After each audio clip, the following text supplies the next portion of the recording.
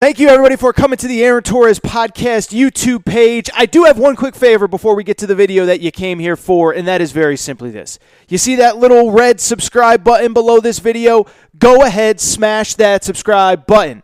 It really does help me. It really does help this channel grow and my audience grow. So go ahead and hit that red subscribe button. And now, here is the video that you came here for.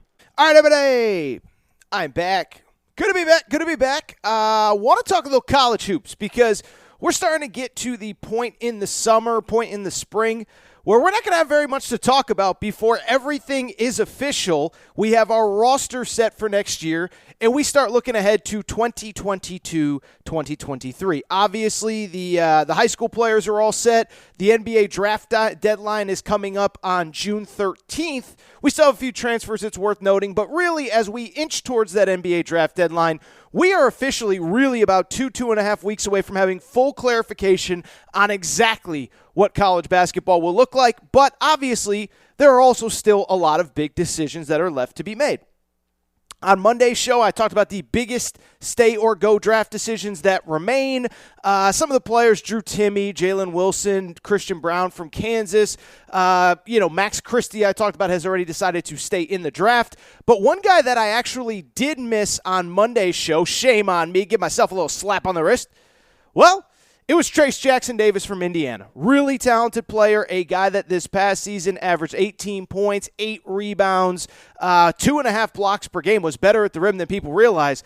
But Trayce Jackson-Davis is a really good college basketball player that frankly just does not project as a great NBA player, even though he was testing the draft process this spring.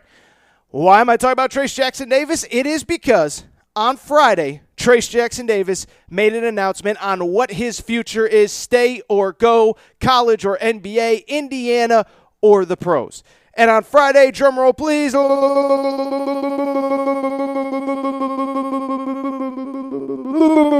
that was a good one. Okay. On Friday, Trayce Jackson-Davis Jr., Indiana University, announces he is coming back to Indiana, baby. That's right, Mike effing Woodson. How about my boy Mike effing Woodson? And let me just say this. It sounds crazy, people.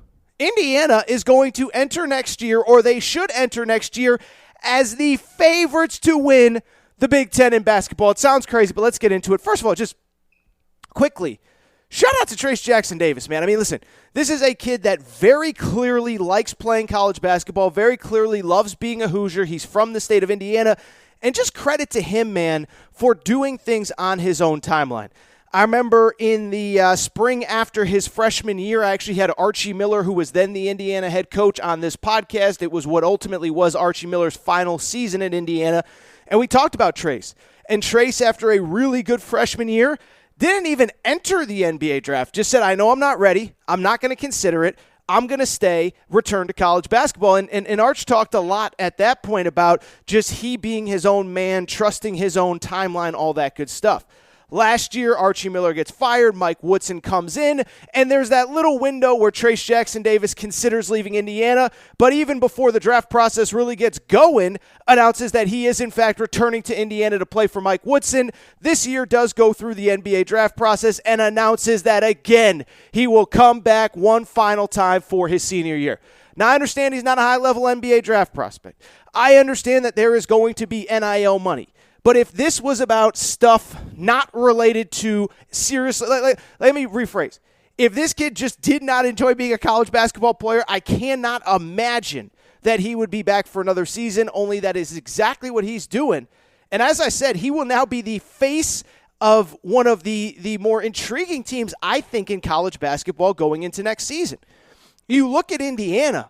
I mean, I'm just telling you, in a Big Ten where just about everybody lost pieces, which we'll get into in a minute, Indiana brings an awful lot back. First of all, as I said, Trayce Jackson-Davis, really good college basketball player. Now, how he projects as a pro, I don't know. He does not have three-point range at this point in his career, only attempted 3 in his junior season, did not make any.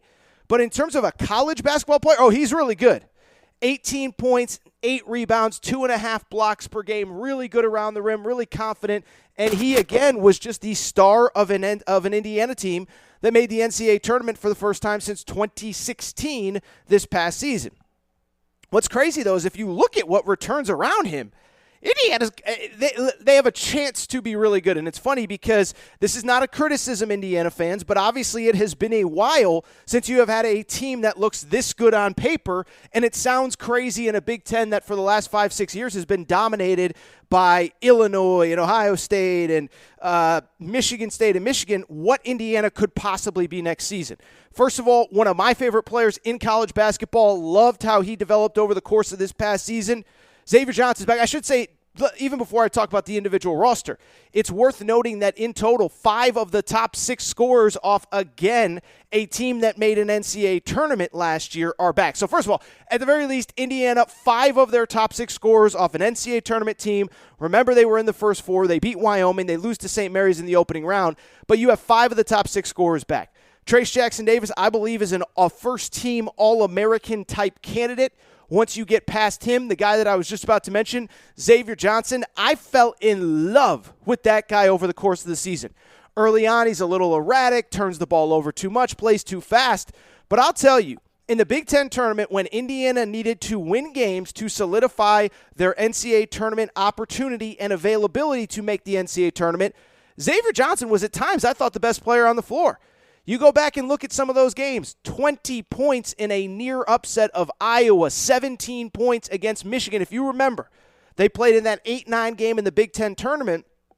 And at the time, we thought that the loser of that game, Michigan or Indiana, both teams were on the bubble. We thought that the loser of that game might not make the NCAA tournament. And to some degree, if Indiana had not won that game, they might not have made the NCAA tournament. But Xavier Johnson, 17.7 assists in that game, 13.6 assists in an upset over the number 1 seed Illinois, which punched Indiana's tournament ticket, and then a 20-point performance against Iowa. So I thought by the end of the year, Xavier Johnson was one of the better guards in college basketball. Beyond him, beyond Trayce Jackson-Davis, Race Thompson is back for another year. Good low-post player. Yes, his game is very similar to Trayce Jackson-Davis, but they've played together for 3 years. I think they figure out a way to make it work. 11 points, 7.5 rebounds. And then on top of that, on the wing, Miller Kopp is back, 6 points per game, 36% three-point shooter, and Trey Galloway as well. And if they only brought back 5 out of their top 6, that'd be enough for me to say that's a really, really good team. But it's also what my boy Mike effing Woodson did in recruiting. Remember, the Big Ten did not have a bunch of great recruiting classes this year. You know who had the number 1 recruiting class in the Big Ten?